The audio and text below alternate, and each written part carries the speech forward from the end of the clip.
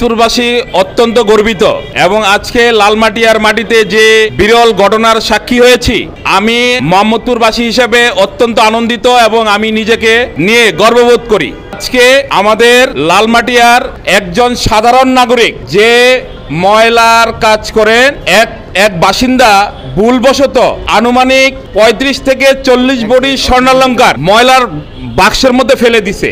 ওই ময়লাটা ডাস্টবিনে চলে গেছে। ডাস্টবিন থেকে আমাদের ময়লা কর্মী নয়ন, আমাদের ভাগিনা, এবং আমরা নয়নকে নিয়ে গর্ববোধ করি। এই নয়ন এই ৩৫ বড়ি স্বর্ণ পেয়ে আমাদের মোহাম্মদপুর থানা যুবদলের সাবেক সফল সভাপতি এবং ঢাকা মহানগর উত্তর যুবদলের যুগ্ম আহ্বায়ক, তার মাধ্যমে আমরা যখন জানতে পারি আমরা থানায় নিয়ে আসি এবং ওসি সাহেবের মাধ্যমে যে স্বর্ণের মালিক তাকে হস্তান্তর করে আমরা নিজেদেরকে খুবই আনন্দিত লাগতেছে।